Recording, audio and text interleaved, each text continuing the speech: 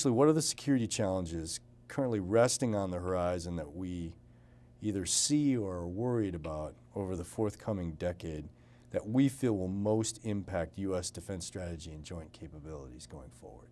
Well, Nate, this is a very good question and a good way to begin the conference, I think, to try to set the broad security environment that we're going to be involved in over the next 5 to 7 years.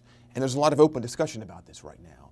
On the one hand, we don't have a very good history of prognosticating the future, of trying to predict conflicts, particularly crises, before they're going to occur.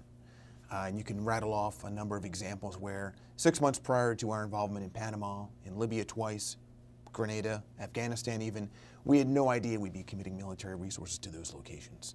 However, there are some conflicts or potential crises or potential issues on the horizon that we can today vaguely discern that might come to fruition, that might require our application of military power over the next 5 to 7 years. And so some examples might be trying to manage conflict or competition in the South China Sea, trying to manage the nuclear ambitions of Iran, continuing to work toward Middle East peace between Israel and Palestine. These kinds of things we can discern today with some accuracy as some of the major security issues that we'll be confronting over the next 5 to 7 years. I sense, interestingly enough, I think it's a very good point to actually ask a small side question. Quite frankly, a natural reaction to over a decade of wars that have been fairly messy in the traditional sense. Counterinsurgency operations, hybrid foes, hybrid conflict, these kinds of things. And I think what we see in terms of our reaction to that among the defense sector is a preference to revert back to these sort of traditional forms of conflict, traditional preparations for them, that is state-on-state conflict.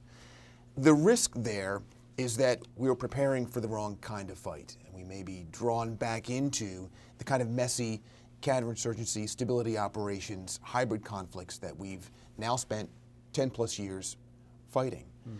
I think the challenge that we face as we go forward, at least in terms of defense austerity and the sequestration that we're now involved in the defense budget, is that we need to ensure we provide enough assets, enough capability, enough capacity in the right categories of capability and capacity so that we can be prepared and ready to take on the greatest risks.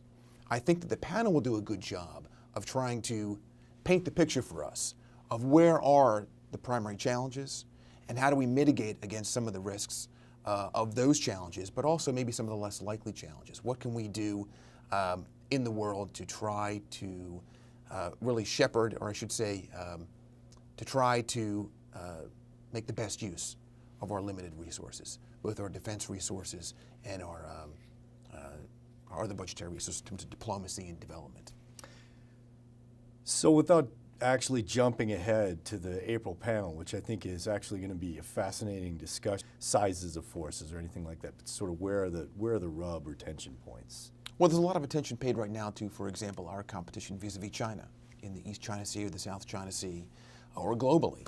And you know, that kind of a conflict, that is major state-on-state, near-peer competitor conflict, impresses me as a very unlikely risk.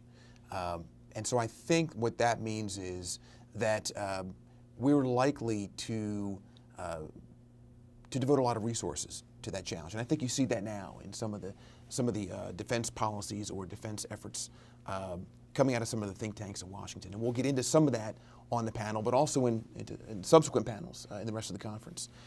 But for my take, I don't see the risk of great state-on-state conflict, near-peer competitor conflict to be very high. I think instead what we'll see over the next 5 to 7 years is an effort to try to shape the security environment. And that will place an emphasis on what we might think of as phase zero skill sets, phase zero activities, the kind of activities allow us to deter and dissuade potential competitors or potential adversaries that enable us to assure and reassure our allies around the world and our partners around the world.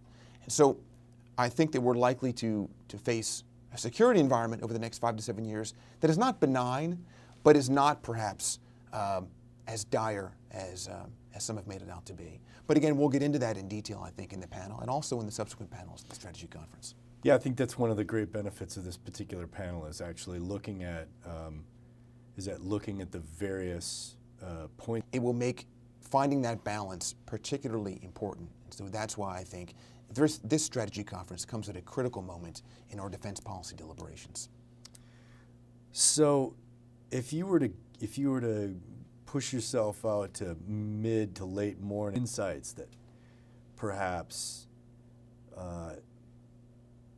insights into areas perhaps that we are not covering down on, areas of sort of unseen risk that we're not covering down on, that may emerge as a result of this discussion? Well, I think the first panel that morning, will do a good job in terms of trying to set this environment. But we won't come to conclusions necessarily, right? We'll have varying viewpoints. There'll be discussion about that. I think the aha moments will come later in the conference when we begin to think about the kind of defense tools, land power among them, that will then apply to that security environment. And we'll have to sit back and determine and assess whether or not those tools will be useful in a variety of potential defense security environments over the next couple of years. And that's where I think we'll be able to refine our recommendations to senior policymakers regarding whether and how the policy tools, such as land power, will be applicable in what we expect to be the security environment of the future.